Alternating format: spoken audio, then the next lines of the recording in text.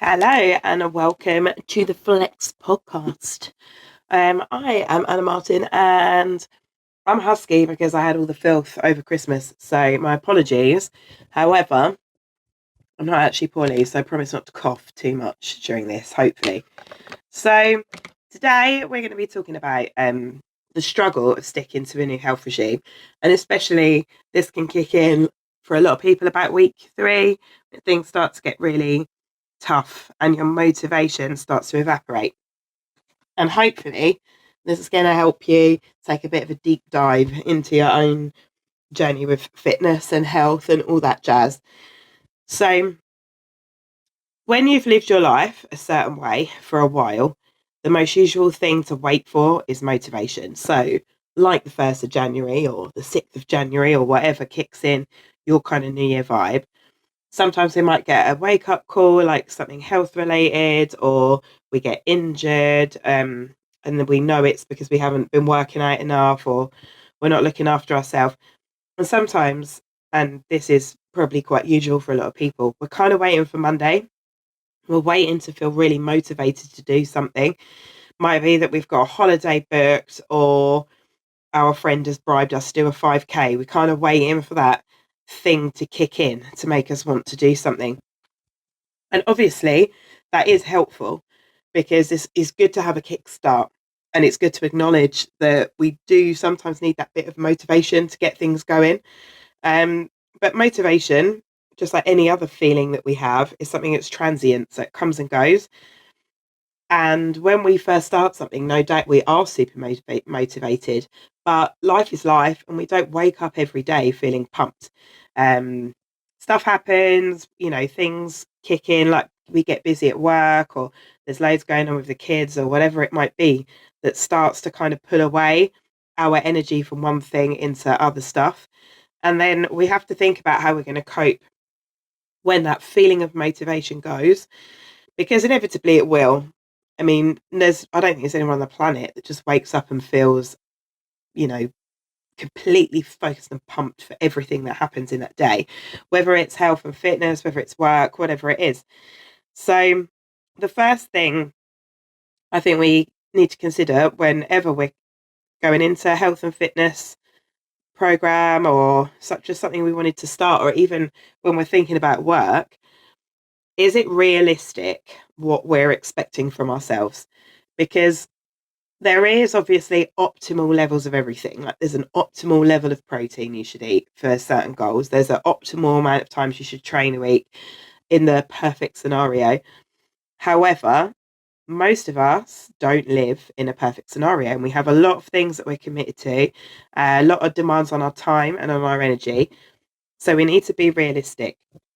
And when we start to think in terms of this is maybe what I want to do while I'm completely motivated, I'm really pumped this first few weeks, or because I've got a really short term goal that I need to crack on with.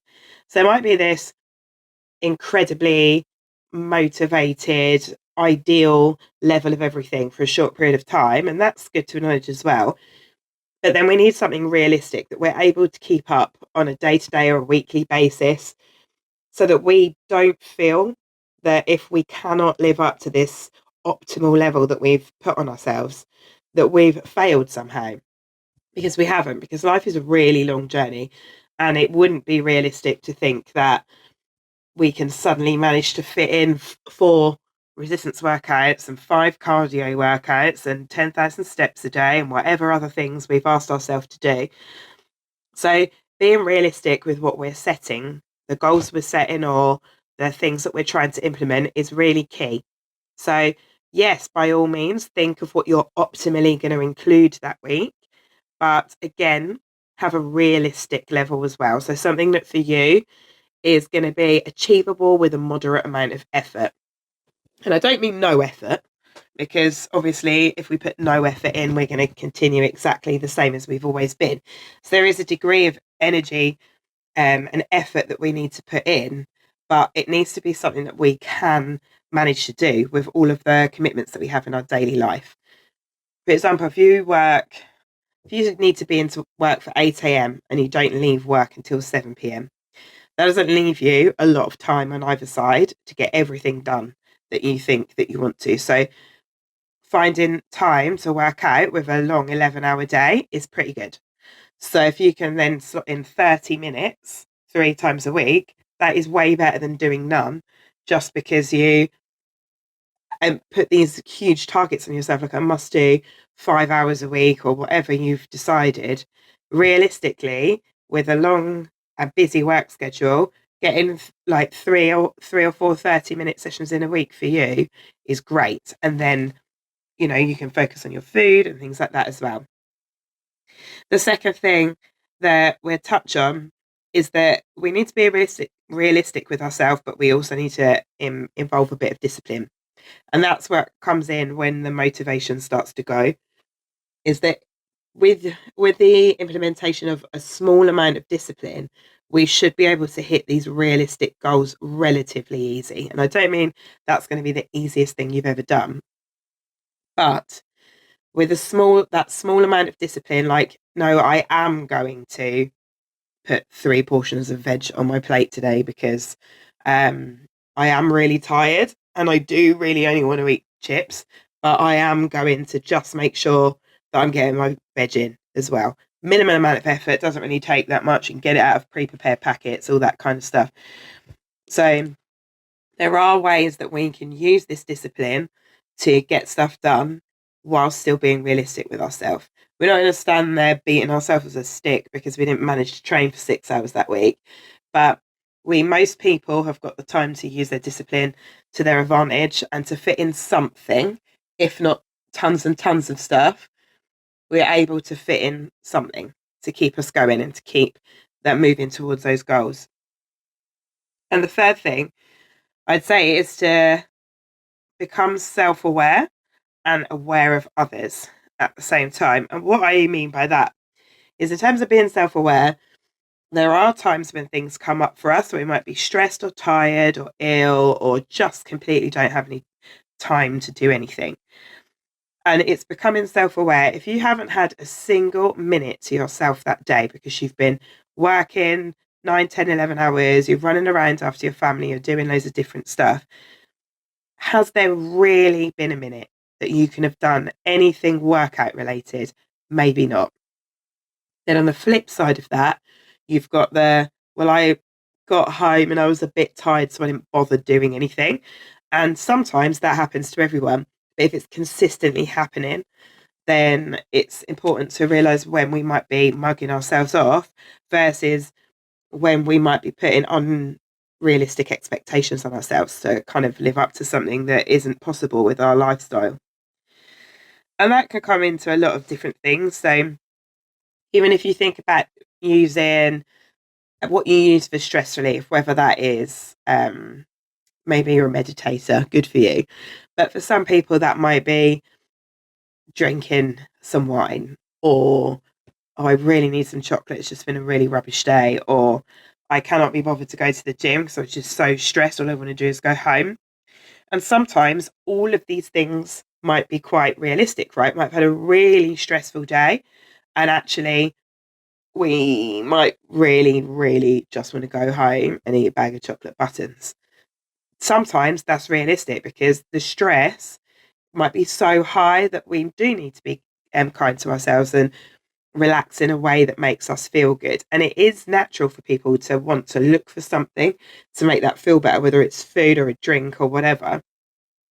But then we also have the flip side of that, where perhaps it wasn't really that stressful a day. We just got a couple of shitty emails that really we've kind of overreacted within ourselves to. We're letting something sit on us that perhaps isn't really our problem, that we're just kind of overthinking it. And therefore, we're then using that stress to say, oh, well, I was really stressed, so I'm not going to go to the gym, or I'm not going to do this, or instead I'm going to do this. If it's like low level stress, sometimes we just have to be a little bit self-aware of how we're dealing with it. And I'm not talking about massively stressful stuff, because sometimes awful, awful stuff happens and we just really need to go out of our mates or whatever. Not talking about those situations. These are things where Sometimes we're like, oh, the worst, I've had the worst day in the world. But it wasn't really. She's just got 5 shitty emails. And actually, if we like shake it off, we can move on and continue with what we were focusing on anyway. And working out any kind of exercise is really good for stress relief, just on a little kind of PS. So sometimes it might be that, yes, it might be too much effort to go home and cook this like 3 course super healthy meal that we were planning. But it might be realistic to go throw some weights around, go and have a dance, whatever it is that relieves our stress, and then eat a relatively healthy meal, for example, like maybe not the culinary magic we were thinking about, but something that makes us feel nice, but also looks after our body. Like there's a balance to be had. It's the same with feeling tired versus being poorly. So if you do like a moderate amount of exercise, when you're a little bit tired or just jaded, that can actually make you feel energized. And for a lot of people, when they start working out, that's a really key thing to start recognizing, because a lot of our lives do make us feel quite tired because we are working quite a lot and everyone does have a lot of responsibility. So small amounts of exercise, or a moderate amount of exercise, can help to make us feel more energized. However, if you're actually poorly, and I don't just mean a little snivel, I mean you feel like you've got the flu, don't be beating yourself with the exercise stick. You do need to have some kind of break or pull things down a bit depending on how poorly you're feeling. So there's again a balance to be had with that, and being self-aware of when we're using tiredness that is perhaps just general life tiredness like we all have, and actually working out would make us feel better, versus when you're on your knees knackered, you've worked 13 days in a row, you're so tired you could cry.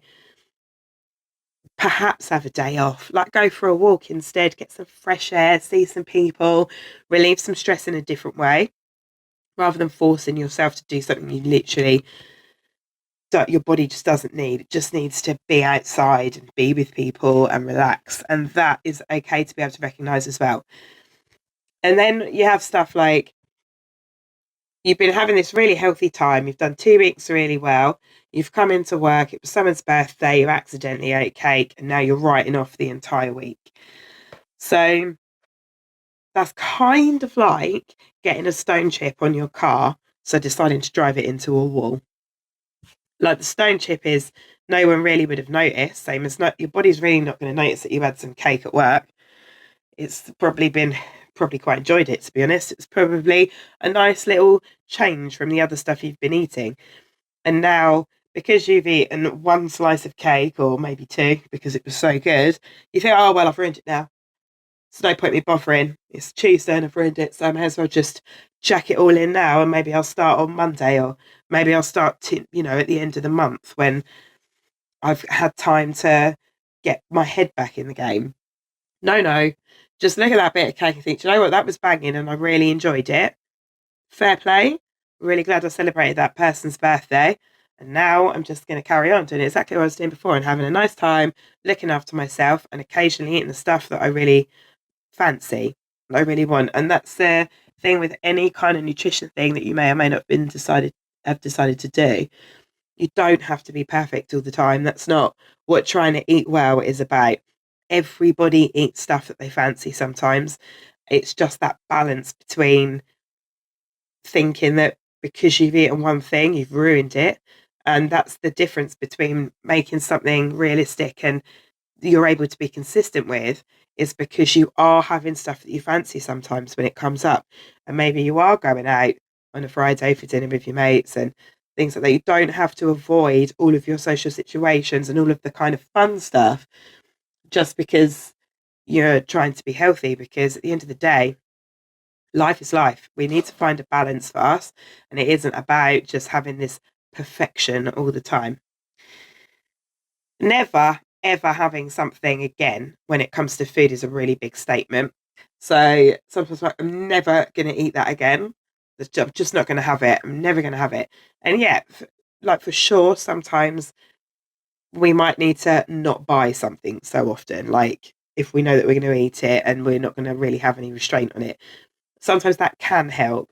But then on the flip side, part of getting your control back and feeling like you're in charge of your own food and your well-being, is being able to go, do you know what, I shall have a piece of that, but then I'm just not going to eat anymore. And that's fine too, because it's about being able to live in the culture that we all have, which is really, like, we have, for most people, most of us are lucky in that there is a surplus of everything available to us. And if we're in that position, that's quite a lucky position to be in, but it wasn't what we were biologically programmed to be around. So we do have to learn to live in an environment that biologically we probably wouldn't ever have had hundreds of years ago. We would have been, obviously, when you got food, you had to eat it because it was didn't keep very long. It was scarce. We have very physical roles. Everyone had much more physical roles than they do now. So that we haven't escaped our own biology. We haven't escaped the need to eat stuff when it's there. So it's about just learning about ourselves and how that shows up for us. Because sometimes we can be quite hard on ourselves in terms of that kind of thing, but it is natural to think, oh, yeah, I'll have a little bit of everything, brilliant, that kind of vibe, when actually we don't we don't have to like stop doing one thing or the other. We can be more mindful about it and just understand how our biology shows up, and also how our own personal preferences, cravings, how our stress relief and stress management shows up for us. Just having that self-awareness. One thing that I definitely think for me has been really helpful over the years is looking at how my routine might play into some of the things that I get into the habit of doing. So for example, if you come home from work after a long day, you have dinner, and then you sit on the sofa and you watch TV for 2 or 3 hours, and that's how you spend your evenings. That routine can sometimes lead itself to a lot of the things that might trigger you to want to maybe not exercise or to snack or not to do anything, because it's our routine and that's what makes us feel comfortable and relaxed. So I'm not saying that all of a sudden you have to get a million hobbies and you never relax on the sofa, but it's about how your routine shows up for you and how changing it slightly might enable you to get a little bit more control over some of the things that maybe you're craving or that you're finding yourself not able to do, like exercise. So, for example, I hear this quite a lot with some of my clients and stuff. I got stuck at work, so I'm not going to come to class. But they work locally. They've got stuck at work, yes, but they finished at, say, 5:45, 6, and the class they were coming to doesn't start till 7 or something. And actually, that does leave enough time for them to get to the class. But because their routine tells them that they need to go home, they're going to do a couple of chores, they're maybe going to eat something, and then they're going to get changed and find all their stuff, and then they're going to come out and come to do the class. Because their routine is there, that is preventing them from still doing something that they actively want to do. And I'm not saying that every time you get stuck at work, you should force yourself to do everything you planned for the evening. Sometimes things come up. But if you do have the kind of job where having to stay 20 minutes later is going to affect everything you do for the rest of the night, sometimes we can be pre-prepared for that, like taking a snack and a workout kit to work with us so that we are able to go on the way home. Because if we know that we're the kind of person that as soon as we get home, we're never going out again, then perhaps we need to kind of have that plan in action so that we know that we can stop that from happening. So we can go straight from work if we need to, that we find different ways of managing how our routine is affecting our ability to do the things that we want to do. So even stuff like, I really like chilling at home on the few nights that I have off, and I love it. I also really like practicing the drums. I know that if I sit down for too long, my motivation to get up to practice my drums is lower. But I also know that I can't go straight into practice the drums after I've just had a long day at work, because a lot of my work involves me learning choreography and being creative, and it's very similar to the drums. So I do need a little bit of a break in between the two things. So I'm like, right, you can sit down, you're going to cook your dinner. Whilst you cook your dinner, you're going to watch this. Then when this program is over, like 45-minute long or whatever it is, it's time to do the drums. So then I get a little minute to let my brain chill before I go and practice the drums. And it's just little things like that of being aware of how you work and how your brain works. Because there is nothing in the human handbook to say that you have to be exactly the same as anyone else, any of your friends or anyone that you know. You're able to create your own lifestyle, doing the things that you love and that you want to include in a way that works for you. There's nothing in the human handbook to say thou must watch TV for 3 hours every night, or thou must get shit faced with thy mates every Friday, or I must have a takeaway every Saturday if it hasn't been a weekend. And likewise, there is nothing in the handbook to say thou must work out at 6 a.m. daily because Sheila does it and it works for her, or thou must eliminate carbohydrates to have a successful dieting experience, or thou must join a slimming group because Jenny does it and it works for her. There's nothing to say these are the ways that you need to do things. The world is open to you to create new habits, new routines, and find ways to feel fit and healthy that work for you. You don't have to go running because someone else does it. You can do dance fitness or boxing, or cycle on a bike in your spare bedroom. You can do anything for your cardio. It doesn't have to be the same as someone else. And likewise with your food, with your workout schedule, with your life, everything doesn't have to be. There are these things that we advise, like we do need to do resistance training, you do need to do some cardio, but how you do them and how you show up for that and how much you fit in is completely up to you. A lot of becoming fitter and healthier is getting to know yourself, yourself, your family, what works for you all, your lifestyle, how you can fit things around your job, maybe things that you need to change in your job. Like if you are used to a kind of work culture where you're sat around all day and everyone's expected to sit at their desks, it might be that there are small things that you can do to kind of, I don't mean challenge that, like stand up and shout at people in a boardroom or something, but to kind of change that working culture whereby maybe there are opportunities to have walking meetings, or when you go to do your coffee, you're going to walk the long way around the building, or all that kind of stuff. Like there are different things. Maybe you can go for a walk on your lunch break with your friends, for some stress relief and a bit of office gossip, like whatever it is. Like try to think, what could I do to challenge the way that my routine, and that's both at work and at home, is maybe impacting me on accomplishing the things that I want to do, the realistic things that I want to do. So don't forget that bit. A lot of becoming this fit and healthy version of you is being aware of stuff that you might have learned along the way, and that you might have picked up without questions from like things like social media and the media in general, even things that your friends and family might have said to you. It's to do with how you view your diet and how you view your body. So sometimes there might be like an article or a product release, and it's so well marketed and so well pitched that it makes us question ourselves and the things that we're doing.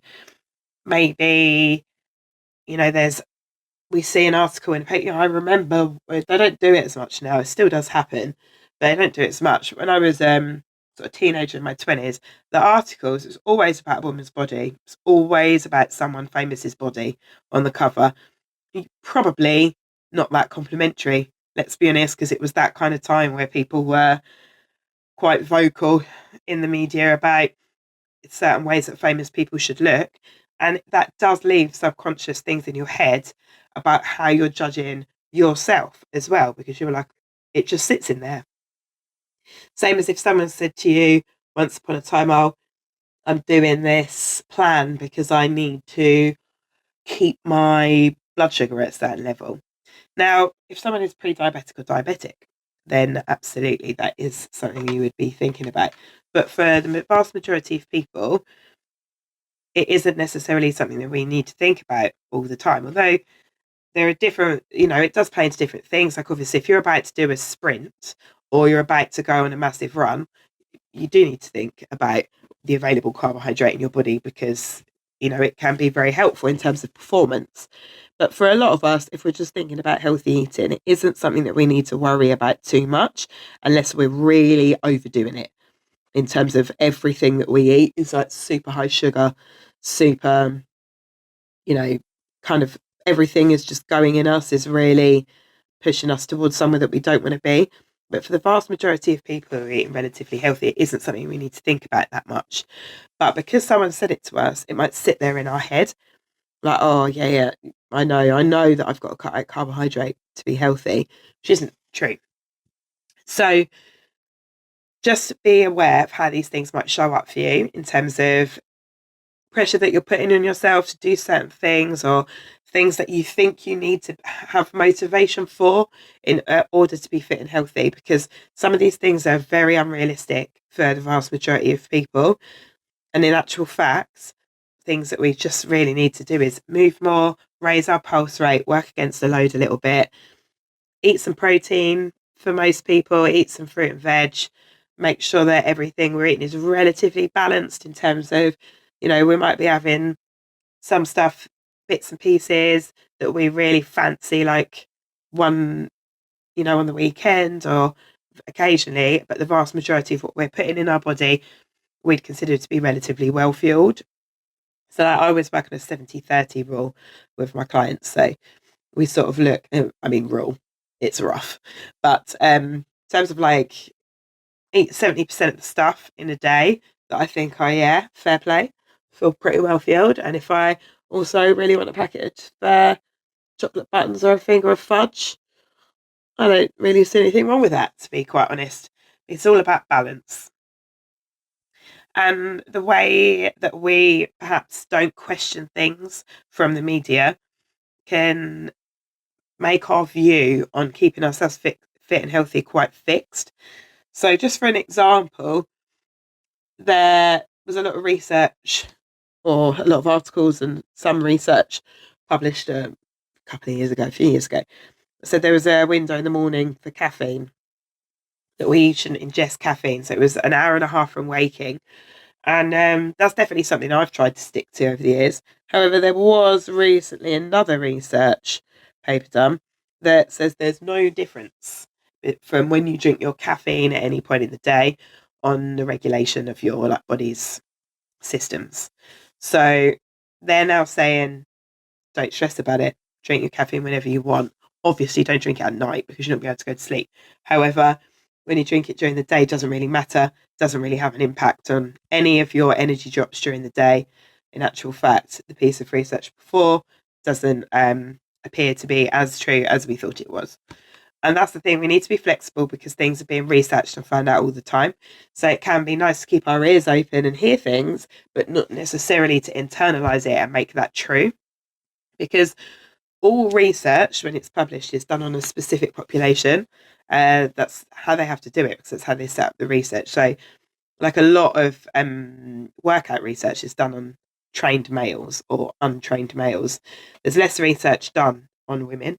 So sometimes when they'll be like, oh, you gain more muscle from doing this and this, that was in a specific group of men who had already trained and who were now doing these sets of exercises in this order, and then they gained more muscle in two muscle groups, for example. But how it's summarized in a media article would be quite different, and that might be rolled out to everybody. Whereas actually everyone's body is very different. And even if you fit yourself into like a subgroup of the population, it doesn't necessarily mean it is to be true for you just because it was true for another subgroup, if that makes sense. Anyway, I feel like I've rambled now. I feel like I've gone down a wormhole. But really, what the point of this whole chat is, be realistic with yourself, and also be realistic with how that motivation shows up for you, because sometimes we are going to have to enforce discipline on ourselves, and that is kind of part of it, because we're trying to build new habits. So, and that would count with anything. It's like me trying to make myself practice the drums, or making myself make social media content or whatever. I have to use discipline. I never I'm telling you right now, I never want to make social media content ever. Maybe it happens to me twice a year maximum. It's not something I ever want to do, but I do need to because I also would like to be able to feed myself. So I have to do it, even though for me, I don't think it's ever going to come naturally. So there is a degree to which discipline shows up for us, but it also needs to be realistic. Like, I'm not going to suddenly become a social media influencer because I can't think about anything worse than being on my phone all day. So it wouldn't really be what I wanted for myself. And the same could go in terms of health and wellness. If you're going to push yourself to eat this perfect diet and follow this really strict, optimal workout regime, do you actually want to be an athlete? Is that the lifestyle you actually want to have? If it is, that's absolutely brilliant and you should go for it. But if you just want to feel fit and healthy, train for that, eat for that, and then still be able to go out with your friends and your family and do fun stuff, then that's the goal that you want, and that's what you should be working towards. So there's no point pushing yourself for all this optimal level stuff if it's not realistic for your lifestyle. So when you find yourself thinking, oh yeah, I've ruined it all, I've fallen off this wagon, let's use some of the stuff we've talked about today and think, I don't know if I really need to beat myself up for this. I don't think I need to beat myself up for Sheila's bit of cake that I had for our birthday. I think I can just have really enjoyed it, guilt-free, and then crack on with enjoying my lovely, beautiful food that I prepared for myself for the rest of the day. And actually, Sheila's cake made me feel happy because she baked it and it was brilliant. And I'm glad I got to celebrate her birthday with her. Fabulous. It doesn't have to be, we don't have to make things into a big deal when they're not. Sorry, I just sniffed. That was gross. My apologies. Yeah, don't make things into a big deal when they're not, and just be realistic. So, yeah, I'm going to stop talking, but I hope that this has been a little bit helpful. I hope my rambles are helping, and I will catch you for the next podcast coming up very soon as I record it. But yes, have a great day. Think magical things, and I will see you next time.